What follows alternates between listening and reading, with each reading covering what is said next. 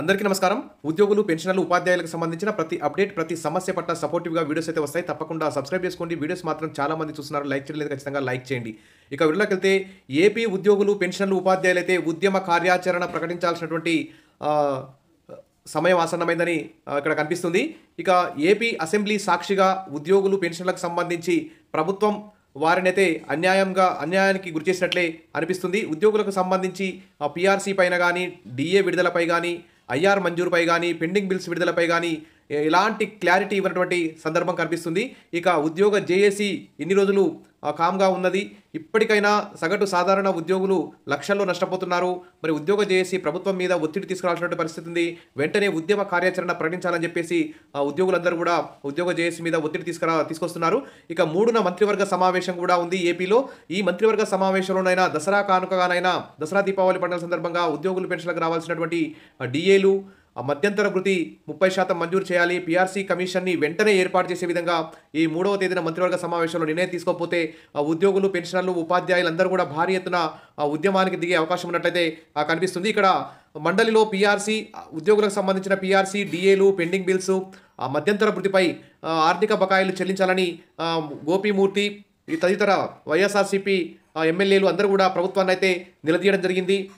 ఇక 11వ PRC 2023 June 30వ తేదీతో పూర్తయిందని, 2023 జూలై 1 నుంచి 12వ పీఆర్సీ అమలు చేయాల్సి ఉందన్నారు. ఇప్పటికే 2 ఏళ్ల కాలం వేస్ట్ అయింది. ఒక్కొక్క ఉద్యోగి లక్షల్లో నష్టపోతున్నారు. కాబట్టి 12వ పీఆర్సీ కమిషన్ నియమించి ఐఆర్ను ప్రకటించాలని అక్కడ ప్రశ్నలు వేయడం జరిగింది. పెండింగ్ డీఏలు ఎన్నున్నాయి, ఎప్పుడు విడుదల చేస్తారని కూడా ప్రశ్నలు వేయడం జరిగింది. మధ్యంతర భృతి ఎప్పుడు ఇస్తారని కూడా ప్రశ్నలు వేయడం జరిగింది. ఈ విధంగా మండలిలో, అసెంబ్లీలో అయితే ప్రతిపక్ష నాయకులు ప్రభుత్వాన్ని అయితే ఉద్యోగుల సమస్యలపై నిలదీశారు. ఇక్కడ తాటిపర్తి చంద్రశేఖర్, ఆకేపాటి, విరూపాక్షి ప్రశ్నలకు మరి ఆర్థిక శాఖ అయితే లిఖితపూర్వక సమాధానం అయితే ఇవ్వడం జరిగింది.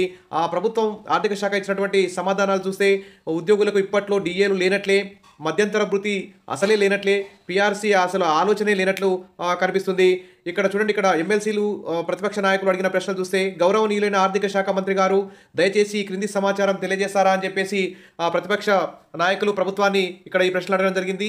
ప్రభుత్వం పీఆర్సీని ఎప్పటికల్లా ఏర్పాటు చేసి వేతన సవరణను పూర్తి చేస్తుంది అని ఇక్కడ ఒక ప్రశ్న వేయడం జరిగింది. ఈ ప్రశ్నకు ఆర్థిక శాఖ మంత్రి పయ్యావుల కేశవ్ సమాధానం ఇస్తూ పరిశీలిస్తున్నామని చెప్పారు.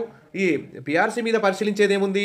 5 ఏళ్లకోసారి ఉద్యోగులకు న్యాయంగా రావాల్సినటువంటి పీఆర్సీ అది. ఆ పీఆర్సీ కమిషన్ వెంటనే ఏర్పాటు చేయాలి, కానీ ఇంకా పరిశీలిస్తున్నాం అనే దాని మీద ఉంది. ఎప్పుడు పరిశీలిస్తారు, ఎప్పుడు కమిటీ నియమిస్తారు, ఎప్పుడు ఇస్తారు పీఆర్సీ అనేది ఇప్పట్లో అసలు అగమ్య గోచరంగా కనిపిస్తుంది. ఇంకా 3-4 ఏళ్ళైనా కానీ ఆ పీఆర్సీ వచ్చే పరిస్థితి కనిపించడం లేదు. ఇక ప్రభుత్వ ప్రకటన చూస్తే చాలా విడ్డూరంగా ఉంది. ఇక రెండో క్వశ్చన్ చూస్తే ఉద్యోగులకు ప్రకటించిన మధ్యంతర భృతి శాతం ఎంత అని అడిగారు. అసలు మధ్యంతర భృతి ఉద్యోగులు అయితే 30% డిమాండ్ చేస్తున్నారు. 30% లేదు, అసలు 3% లేదు. అసలు మధ్యంతర భృతి గురించి ఏపీ ప్రభుత్వం అసలు పట్టించుకున్న పాపాన పోవడం లేదు. ఇప్పటివరకు తెలంగాణలో కనీసం 5% అయినా మధ్యంతర భృతి ఇస్తున్నారు. ఏపీలో అయితే ఆ పరిస్థితి కూడా లేదు. ఇక ఉద్యోగులకు వెంటనే 30% ఐఆర్ ప్రకటించాలి, కానీ ఈ మధ్యంతర భృతి అంశాన్ని కూడా పరిశీలిస్తున్నామని చెప్పి ఆర్థిక శాఖ మంత్రి కీలక ప్రకటన చేశారు. ఇది ఉద్యోగులని నవ్వుల పాలు చేస్తున్నట్టే కనిపిస్తుంది ఈ ప్రకటనలు అని చెప్పుకోవచ్చు. ఇక ఉద్యోగులకు ఎప్పటికల్లా ఐఆర్ చెల్లించడం అవుతుందంటే దీనికి కూడా పరిశీలిస్తున్నామని చెప్పి సమాధానం చెప్పింది ఆర్థిక శాఖ. ఇక పెండింగ్లో ఉన్న కరువు భత్యం, డీఏలు, బకాయిలు మరియు వాటిని ఎప్పటికల్లా చెల్లించడం అవుతుందని అడిగారు. మరి దానికి సంబంధించి కూడా ఉద్యోగులకు సంబంధించి కూడా 12/6/2024 వరకు 11వ పీఆర్సీ బకాయిలతో సహా డీఏ నిమిత్తం 12,119 కోట్ల మొత్తం బకాయిలు పెండింగ్లో ఉన్నాయి. మరియు వాటిని ప్రాధాన్యతను బట్టి చెల్లించడం అవుతుందని చెప్పారు. ఈ విధంగా పై సమాధానం గౌరవ ఆర్థిక ప్రణాళిక, వాణిజ్య పన్నుల మరియు శాసనసభ వ్యవహారాల శాఖ మంత్రి గారు ఆమోదంతో ఇక్కడ ఈ విధంగా ఈ ప్రకటన అయితే విడుదల చేయడం జరిగింది. ఈ ప్రకటన అయితే ఉద్యోగులని ఏదో నవ్వుల పాలు చేసే విధంగా హాస్యాస్పదంగానే ఆర్థిక శాఖ ప్రకటన చేసిందని చెప్పుకోవచ్చు. అసలు పీఆర్సీ 2 ఏళ్ళు ఆలస్యం అయింది, ఇప్పటికే ఇంకా 3 ఏళ్ళైనా కానీ ఆ పీఆర్సీ అతిగతి లేనట్టే చెప్పుకోవచ్చు. ఇక ఐఆర్ మీద అసలు ఆశలే లేవు, డీఏల మీద అసలు ఆశలే లేవు. ఉద్యోగులైతే చాలా బాధపడుతున్నారు. దసరా కానుకనైనా, దీపావళి కానుకనైనా ఉద్యోగులు తమకు కొన్ని డీఏలు, కనీసం మధ్యంతర భృతి ఇస్తారు, పీఆర్సీ కమిషన్ అయినా ఏర్పాటు చేస్తారని చెప్పి ఆశతో ఎదురుచూస్తున్న వారికైతే ఏపీ అసెంబ్లీ సాక్షిగా ఉద్యోగులను దగా చేసిన ప్రభుత్వం అని చెప్పుకోవచ్చు. ఐఆర్, పీఆర్సీ ఇప్పట్లో లేనట్లే, పరిశీలనలో ఉందని కప్పదాటు సమాధానం చెప్పుకొస్తున్నటువంటి ఆర్థిక శాఖ మంత్రి. ఇక పీఆర్సీ, ఐఆర్, డీఏ బకాయిలపై వైఎస్ఆర్సీపీ ఎమ్మెల్యేలు అయితే ప్రభుత్వాన్ని గట్టిగా నిలదీశారు. ఈ ఎంత నిలదీసినా కానీ ప్రభుత్వానికి ఉద్యోగులని ఆదుకోవాలనేటువంటి ఒక మనసు రావాలి, ఒక సానుకూల దృక్పథం రావాలి. ఈ వివిధ వర్గాల ప్రజలకు అనేక లక్షల కోట్లు పెట్టి సంక్షేమ పథకాలు సూపర్ 6 పేరుతో అమలు చేస్తున్నారు. మరి ఉద్యోగుల్ని కూడా కొంచెం పట్టించుకోవాలి. కానీ మరి ప్రభుత్వం పట్టించుకోకపోవడం వల్ల ఉద్యోగ జేఏసీ అయితే కొంచెం ఆగ్రహం వ్యక్తం చేసినట్టు కల్పిస్తుంది. పీఆర్సీ కమిషన్ను వెంటనే నియమించాలంటూ AP Amaravati JAC chairman Bopparaju Venkateswarlu అయితే ఈరోజు ప్రభుత్వాన్ని కీలకంగా డిమాండ్ చేయడం జరిగింది. 26 జిల్లాల తహసీల్దార్లతో సమావేశాలు పూర్తి చేశామంటూ బొప్పరాజు వెంకటేశ్వర్లు ఇక్కడ ఉద్యమ కార్యాచరణకు సిద్ధమవుతున్నట్లు కనిపిస్తోంది. పీఆర్సీ కమిషన్ను వెంటనే నియమించాలి అంటూ ఏపీ జేఏసీ అమరావతి నేత బొప్పరాజు అయితే ప్రభుత్వాన్ని డిమాండ్ చేస్తున్నారు.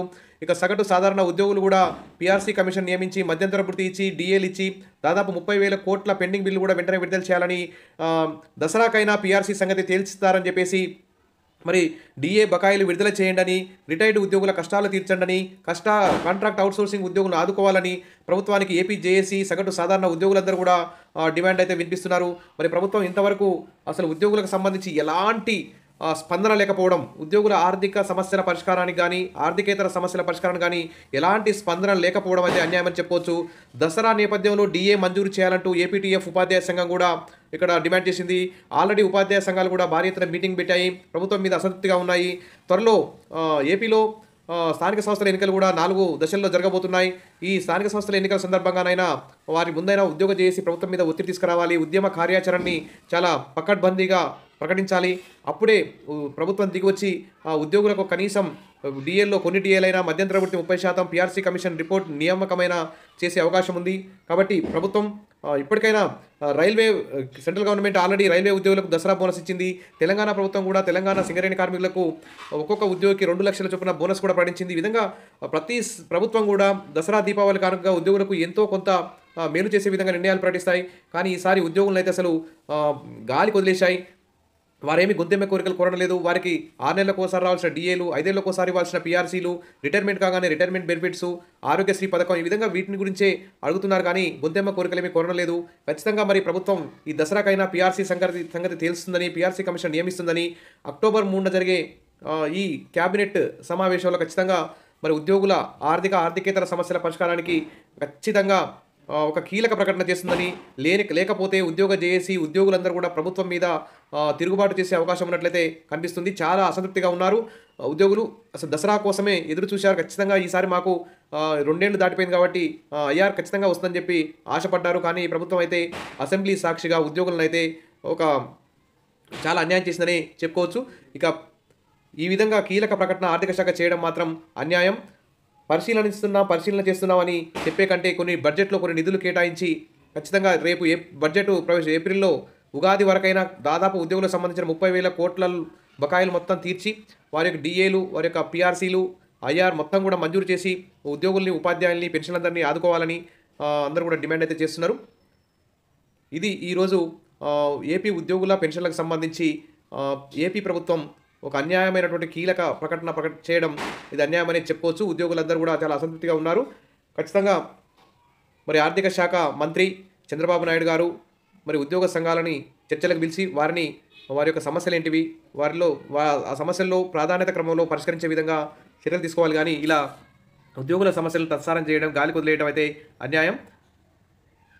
అక్టోబర్ 3న జరిగే క్యాబినెట్ సమావేశంలో ఖచ్చితంగా ఉద్యోగుల పట్ల సానుకూల నిర్ణయం తీసుకోవాలి. లేని ఏళ్ల ఉద్యోగులు అయితే చాలా అసంతృప్తిగా ఉన్నారు. ఖచ్చితంగా ఉద్యమ కార్యాచరణ ప్రకటిస్తారు. All the best. మరిన్ని అప్డేట్స్ కోసం మన ఛానల్ని సబ్స్క్రైబ్ చేసుకోండి, వీడియోస్తే లైక్ చేయండి. Thank you.